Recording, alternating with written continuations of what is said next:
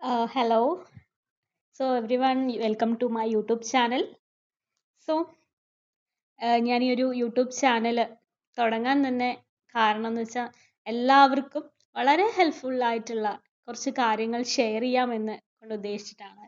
അതായത് ഒരു study plan, ഒരു preparation journey, main PYQs that asked for the exam. അങ്ങനെ ഒരു everything that helps to crack the June 2026 exam. അപ്പോൾ നമുക്കൊരു 16 days ഒരു കറക്റ്റ് പ്ലാൻ ഉണ്ടെങ്കിൽ നമുക്ക് എന്തായാലും നമുക്കൊരു സെൽഫ് ബിലീഫാണ് നമുക്ക് ആദ്യം വേണ്ടത്. നമുക്കിത് പറ്റും, ചെയ്യാൻ പറ്റും. നമ്മൾ ആ ഒരു 16 days കൺസിസ്റ്റൻ്റ് ആയിട്ട് നിങ്ങൾ എൻ്റെ കൂടെ ഇരുന്ന് എൻ്റെ കൂടെ എല്ലാ വീഡിയോസും കണ്ട് ഒരു പ്രോപ്പറായിട്ട് ഈ ജേർണിയിൽ പങ്കെടുക്കുകയാണെങ്കിൽ തീർച്ചയായിട്ടും നമുക്ക് ഒരു JRF ക്രാക്ക് ചെയ്യാൻ ഉറപ്പായിട്ടും സാധിക്കും. അപ്പോൾ നമുക്ക് ഇന്നത്തെ ഈ വീഡിയോയിൽ ഞാനൊരു ജസ്റ്റ് ഒരു സം ടിപ്സ് പ്രിപ്പറേഷൻസ് ഒക്കെയാണ് ഉദ്ദേശിച്ചിട്ടുള്ളത്. അപ്പോൾ കൂടുതലായിട്ട് നമുക്ക് ഓരോ വീഡിയോസിലും ഇനി ഓരോ ദിവസമായി നമുക്ക് ഓരോ വീഡിയോസിൽ കൂടെയും കുറേ ആയിട്ട് നമുക്ക് നോക്കാം. സോ നമുക്ക് എങ്ങനെയാണ് സ്റ്റാർട്ട് ചെയ്യേണ്ടത്? അപ്പം നമ്മൾ ആദ്യമായിട്ടൊരു സംഭവം ചെയ്യുന്നവരാണെങ്കിൽ, ആദ്യമായിട്ട് ഒരു സംഭവം തുടങ്ങുന്നവരാണെങ്കിൽ എങ്ങനെ സ്റ്റാർട്ട് ചെയ്യാം, അല്ലെ? എവിടെ നിന്ന് സ്റ്റാർട്ട് ചെയ്യണം, എങ്ങനെ സ്റ്റാർട്ട് ചെയ്യണം എന്നൊക്കെ ഒരു ടെൻഷൻ ഉണ്ടാവും, അല്ലെങ്കിൽ കൺഫ്യൂഷൻ ഉണ്ടാവും, അല്ലെ? അപ്പൊ നമ്മൾ ആദ്യം നമ്മൾ ടഫ് ആയിട്ടുള്ള ചാപ്റ്റേഴ്സ് ഒക്കെ പഠിക്കുകയാണെങ്കിൽ ടഫ് ആയിട്ടാണ് 10. ഇപ്പോൾ പേപ്പർ 1-ലാണെങ്കിൽ 10 ചാപ്റ്റേഴ്സ് ആൻഡ് ദെൻ പേപ്പർ 2-ലാണെങ്കിൽ 10 ചാപ്റ്റേഴ്സ്, മൊത്തം 20 ചാപ്റ്റേഴ്സിൽ ഒരുപാട് പഠിക്കാനുണ്ട്. അപ്പൊ നമ്മൾ ആദ്യം നമുക്ക് വേണ്ട ടോപ്പിക്സ് സെലക്ട് ചെയ്യണം. ഏതൊക്കെയാണ് ഈസി ടോപ്പിക്സ്, ഏതൊക്കെയാണ് കഷ്ടമുള്ള ടോപ്പിക്സ് എന്ന് നമ്മൾ രണ്ടായിട്ട് ഡിവൈഡ് ചെയ്യുക. ആൻഡ് ദെൻ നമ്മൾ എന്ത് ചെയ്യാം, അതിനെ പഠിച്ചു തുടങ്ങാം. അപ്പൊ നമ്മൾ സ്റ്റാർട്ട് ചെയ്യുന്നത് കുറച്ചുകൂടി ഇൻട്രസ്റ്റിംഗ് ആയിട്ടുള്ള ടോപ്പിക്സ്. ഇപ്പൊ ഞാൻ പറഞ്ഞുതരാം, നമ്മൾ പറഞ്ഞുതരാം ഒരു ഏതൊക്കെയാണ് കൂടുതലായിട്ട് ഇൻട്രസ്റ്റിംഗ് ടോപ്പിക്സ്, ഈസി ആയിട്ടുള്ള ടോപ്പിക്സ്, അല്ലെങ്കിൽ ഈസി ആയിട്ടുള്ള കാര്യങ്ങൾ ഏതൊക്കെയാണെന്ന് നമുക്ക് പറയാം, നോക്കാം. എന്നിട്ട് ആദ്യം നമ്മൾ ഇൻട്രസ്റ്റിൽ നിന്ന് തുടങ്ങിയിട്ട് പിന്നെ ലാസ്റ്റ് ടഫസ്റ്റിലേക്ക് പോകുന്നതായിരിക്കും കുറച്ചുകൂടി ബെനിഫിറ്റ് അല്ലെങ്കിൽ ബെറ്റർ നമുക്ക് തോന്നുന്നു. ആൻഡ് ദെൻ എങ്ങനെ പഠിക്കാൻ പാടില്ല, this is also very important, right? അതായത് എങ്ങനെയൊക്കെ പഠിക്കാൻ പാടില്ല എന്ന് നമ്മൾ മനസ്സിലാക്കണം. ചില ആൾക്കാരുണ്ട്, ഇപ്പോൾ ഞാനൊക്കെ സ്കൂളിൽ പഠിക്കുന്ന സമയത്ത് അങ്ങനെയായിരുന്നു. അതായത് കിടന്ന് പഠിക്കുക, TV കണ്ടുകൊണ്ട് പഠിക്കുക, ഭക്ഷണം കഴിച്ചുകൊണ്ട് പഠിക്കുക. അതൊന്നും നമുക്ക് ഈ ഒരു കോമ്പറ്റേറ്റീവ് എക്സാമിൽ പറ്റില്ല, അല്ലേ? കോമ്പറ്റേറ്റീവ് എക്സാം എന്ന് പറയുമ്പോൾ ഇന്ത്യയിൽ ഒരുപാട് കുട്ടികൾ എഴുതുന്ന എക്സാമാണ്. അപ്പം നമ്മൾ പ്രോപ്പറായിട്ട് ലെഷർ റീഡിങ് പറ്റില്ല. അതായത് തോന്നുന്ന പോലെ എവിടെയെങ്കിലും ഇരുന്ന് കിടന്ന് വായിക്കാനൊന്നും പറ്റില്ല. പ്രോപ്പർ ആയിട്ട് നമ്മൾ കോൺസെൻട്രേറ്റ് ചെയ്ത് വായിക്കണം.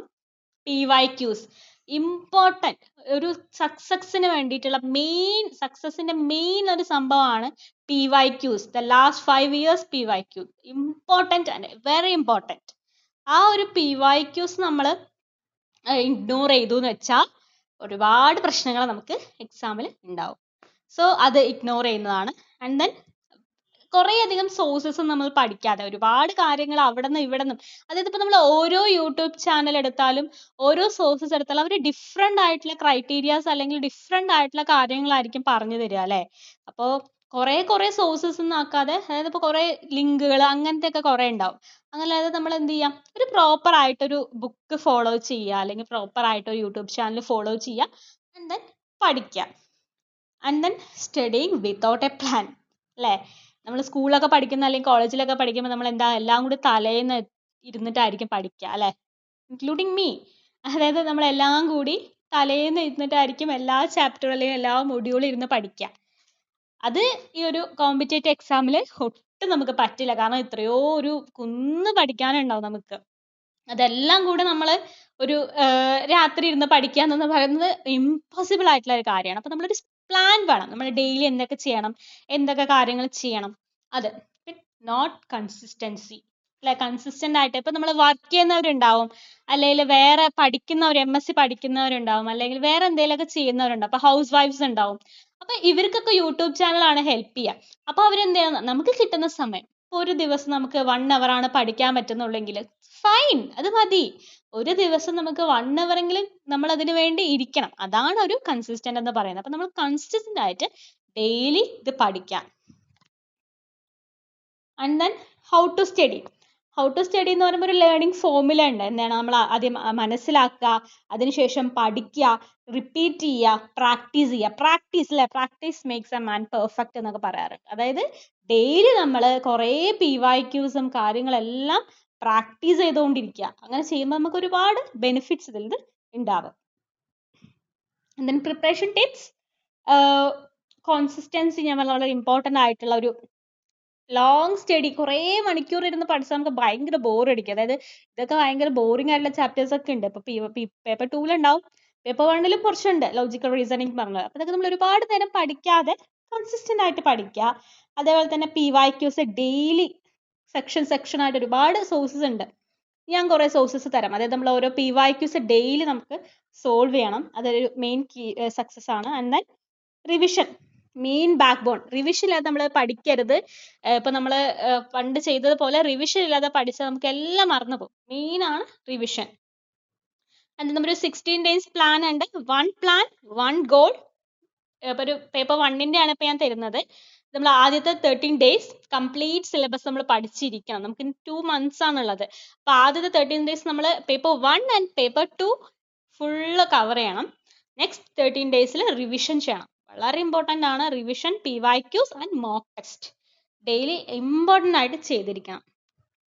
ആൻഡ് ദെൻ ഇപ്പോൾ ഞാനൊരു 1 to 13 days കംപ്ലീറ്റ് സിലബസ് നമ്മളിപ്പോൾ ഞാനൊരു സിമ്പിൾ ആയിട്ടൊരു കാര്യം പറയാണ്. അപ്പം നിങ്ങൾക്ക് നിങ്ങളുടേതായിട്ടുള്ള ഇഷ്ടത്തിലും ചെയ്യാം. ഞാനൊരു സാമ്പിൾ ആയിട്ടൊരു കാര്യം ഇതിൽ കൊടുത്തത്. അതായത് week 1 teaching aptitude, research aptitude, week 2 communication.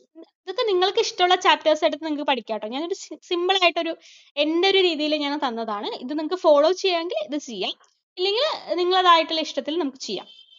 Daily 2-3 hours നമ്മൾ PYQsന് വേണ്ടിയിട്ടും ചെയ്യണം. ഒരു നമ്പർ ഇടാക്കുക, 20 അല്ലെങ്കിൽ 30. എത്രയോ ചെയ്യുന്ന അത്രയും ബെനിഫിറ്റ് ആണ്. And then 30 to 16 days revision plus practice എന്തായാലും ചെയ്യണം. Main focus areas, revise all units multiple times. Multiple അല്ല, ട്രിപ്പിൾ, ഫോർപ്പിൾ, എത്രയോ ചെയ്ത് അത്രയും ബെനിഫിറ്റ് ആണ്. And then PYQs last 10 years എല്ലാ PYQs പേപ്പർ 1 ചെയ്തിരിക്കണം, പേപ്പർ 2 ചെയ്യണം. അതൊക്കെ നമ്മൾ തന്നെ സമയം കണ്ടെത്തണം മോക്ക് ടെസ്റ്റ് അറ്റംപ്റ്റ് ചെയ്യാൻ. സോ ഇതാണ് ഇപ്പോൾ ഇന്നത്തെ ഒരു വീഡിയോയിൽ ഞാൻ മെയിനായിട്ട് ഉദ്ദേശിക്കുന്നത്. എങ്ങനെയൊക്കെ പഠിക്കണം, എങ്ങനെയൊക്കെ ചെയ്യണം എന്ന് നിങ്ങൾ തന്നെ ആദ്യം ഒരു പ്ലാൻ ഉണ്ടാക്കണം. ആ പ്ലാൻ നമ്മൾ കറക്റ്റായിട്ട് പിന്നീട് ഫോളോ ചെയ്യാം. Study smart, not hard. വളരെ ബുദ്ധിമുട്ട്, ഇതെനിക്ക് പറ്റില്ല, എനിക്കിത് ചെയ്യാൻ കഴിയില്ല, ഒരുപാട് ബുദ്ധിമുട്ടുകൾ, ഞാൻ ഉൾപ്പെടെ ഒരുപാട് ബുദ്ധിമുട്ടുകൾ ഇതാക്കിയിട്ടാണ് ഇവിടെ വരെ എത്തിയിട്ടുള്ളത്. അപ്പോൾ ഇനി അതൊന്ന് നിർത്താതെ, തളരാതെ വളരെയധികം സ്മാർട്ടായിട്ട് പഠിക്കുകയാണെങ്കിൽ നമുക്ക് ഉറപ്പായിട്ടും ക്രാക്ക് ചെയ്യാനായിട്ട് പറ്റും. Thank you. അപ്പോൾ ഈ വീഡിയോ ഇഷ്ടമായിട്ടുണ്ടെങ്കിൽ ഇനിയുള്ള ഒരുപാട് വീഡിയോസ്, വളരെ യൂസ്ഫുൾ ആയിട്ടുള്ള വീഡിയോസ് ഞാൻ ചെയ്യുന്നതായിരിക്കും. അതിനുവേണ്ടി ചാനൽ ഒന്ന് like and share, support and subscribe. Thank you.